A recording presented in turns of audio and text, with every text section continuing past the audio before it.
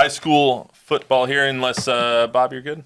I'm good. I just know right. the bar that I was in when Arch came in, it came alive. Yeah, they love him. They do. Love him. All right. Everybody loves the backup quarterback. High School Hop Squad for week 4. Another great week of high school football in the books. We're going to go over our TNL top 10 and our TNL matchup for the week. Biggest surprise for me last week came as Reagan lost to Temple. Reagan obviously was reeling a little bit from that loss to Steele, but Steele is going to beat a lot of teams. Steele will make a lot of teams look silly. And Steele ran all over Reagan, and then Reagan lost to Temple. Temple was a team that was 1-9 last year, but historically is a pretty good squad. Came into Comalander and beat down Reagan. So I was very impressed by that. Do you guys have any other takeaways before we get to the TNL top 10 from high school week 3? I just am so looking forward to Steele and Westlake. Oh my God, I can't wait. I think this is the week we find out if Steele is a true state championship contender. Because San Antonio, it's been a while that we've had teams that were able at 6A level able to get past Westlake / Lake Travis in that whatever it is, the quarterfinal, semifinal rounds. Yeah, last year it was Steele got to, I want to say, the regional finals. Yeah, it's always that. And for the last decade or so, it's been the Austin teams. I think Steele has a chance to be that team. They've got so much talent and experience. Mm-hmm. Chuck, anything to add before we go into it? Let's get to it. All right, let's talk about Steele. Steele's 3-0, defeated Brandeis 56-10, and wasn't very close. I mean, Steele's going to embarrass a lot of teams. Their offense is just ridiculous. Right. And shocking, though, because we saw Brandeis' defense with our own 2 eyes. Right. They're big and strong and fast, and so to be able to kind of navigate their way through that game like they did, that's a little bit of a shock. They scored on almost every level, too. I believe they had a kickoff return. I think they had a defensive touchdown, and they had Royal Capel and Jalen Cooper just running everywhere. So it's just ridiculous. That game against Westlake is on Friday at Lenhoff. That will be our game of the week. We'll have it on Friday Night Fever. We'll have it on Fox SA. It should be a really good matchup, and I can't wait to see if Steele has. Westlake's coming off a loss. They are. I can't wait. I just want to know if Steele has it this year. Yeah. Are they good enough to compete with the Austin schools or not? Yeah. That's what I want to know. Piper is our second team in the TNL top 10. Another impressive win by them. They beat Davenport 42-7. How about the program that guy's building in such a short period of Nick time? Rogers is phenomenal. Crazy. I mean, to their credit, Davenport lost their starting quarterback on like the first drive or second drive of the game, so that didn't help them. They're a 4A team. Piper's obviously a 5A team, but still, to beat that team, and Davenport's a very good 4A team. Don't make no bones about it.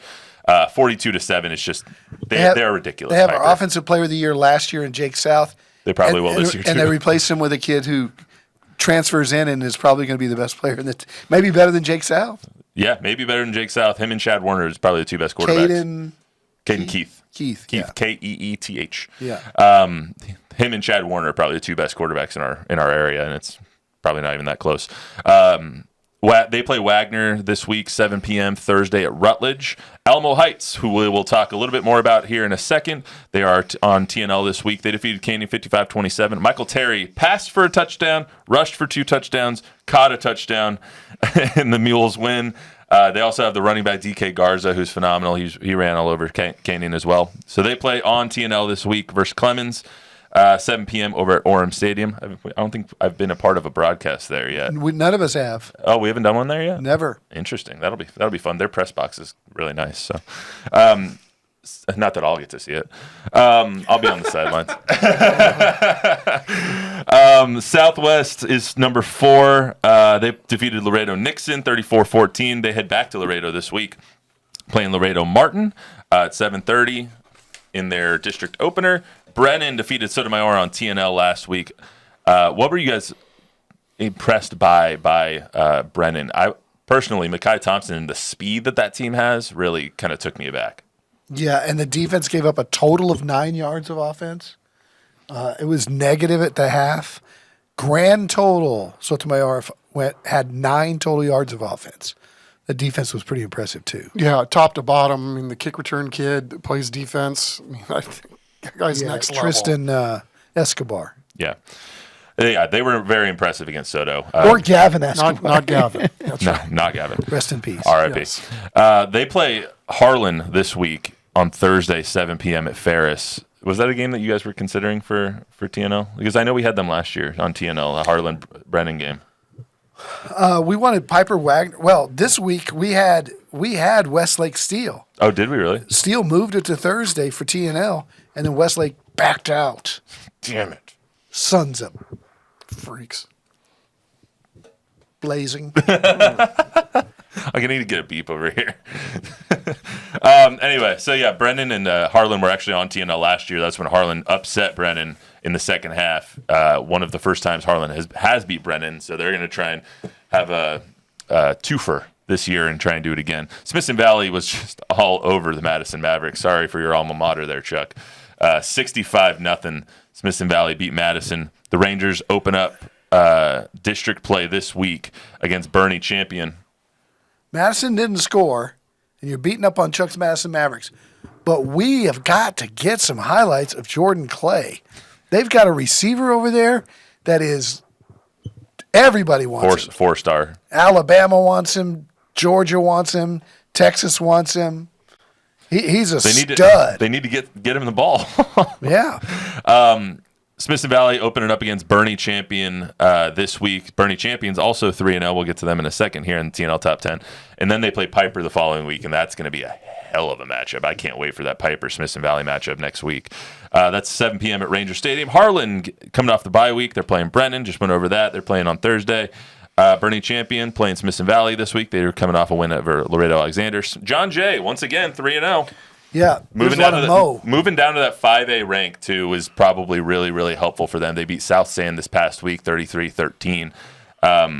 Moving down to 5A, especially after they lost the talent that they did lose last year, going to help them tremendously. Chuck, what do you think? Yeah, I mean, just really, I guess we shouldn't be shocked, but just the fact that they were able to maintain the winning culture, even with all the guys that they had graduate, is, I guess, shouldn't be surprising given the job that Gary Gutierrez seems to do year in and year out down there with very little fanfare. Yeah, and they apparently, I haven't been to any of their games, but they apparently draw fan. They've got a following of.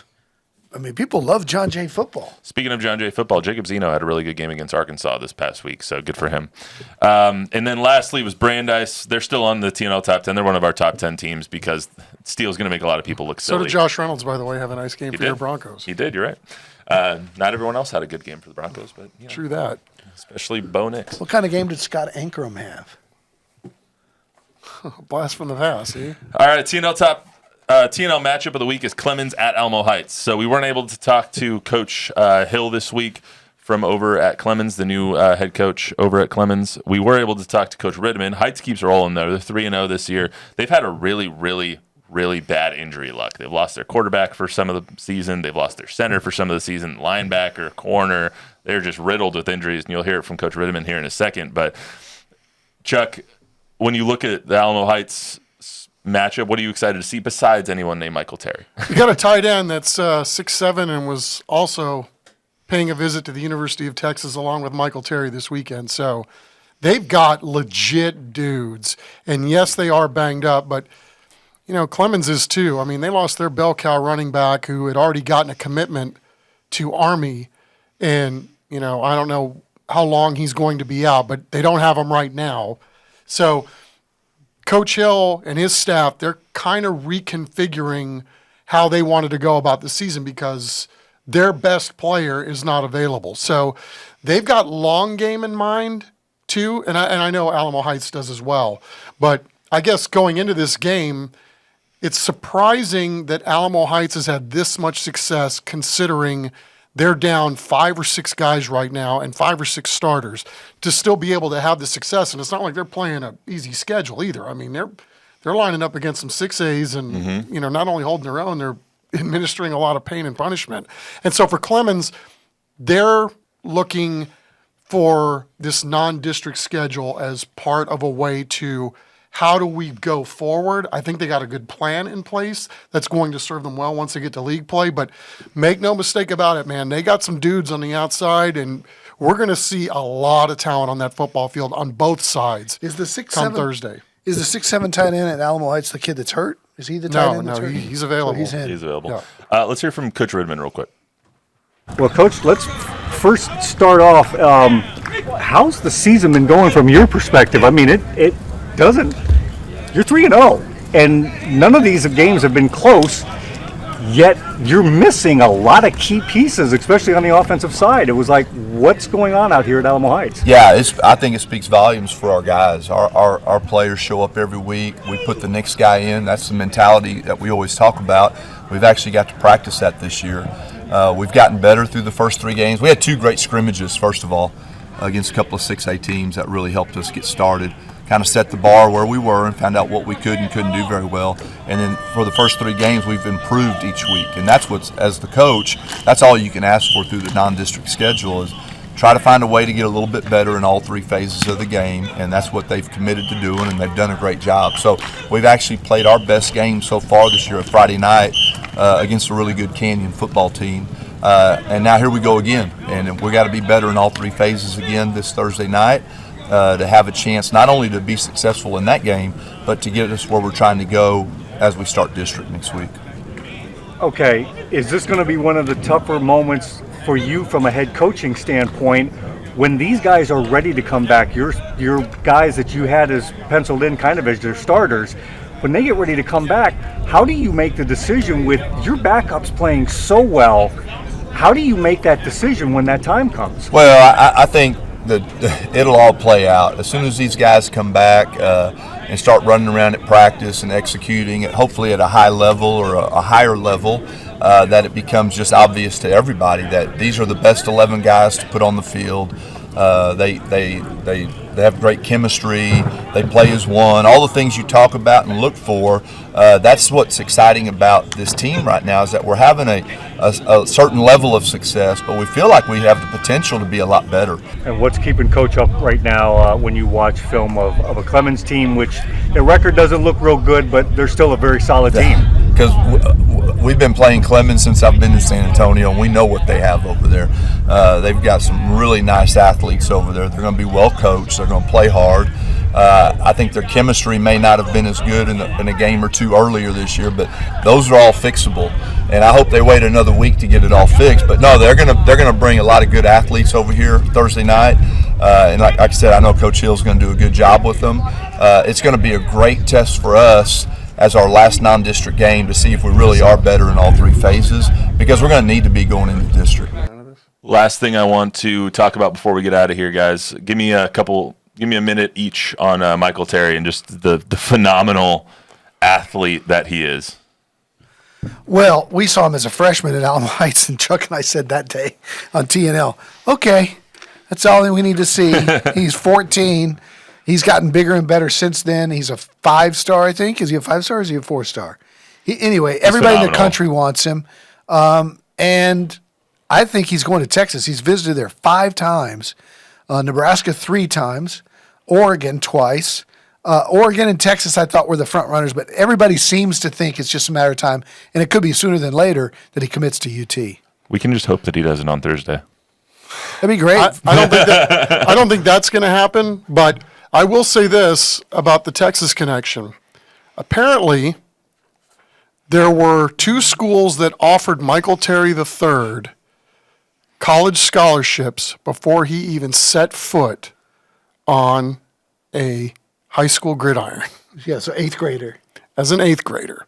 One of them was Jeff Traylor from UTSA, but he was not the first. He was the second.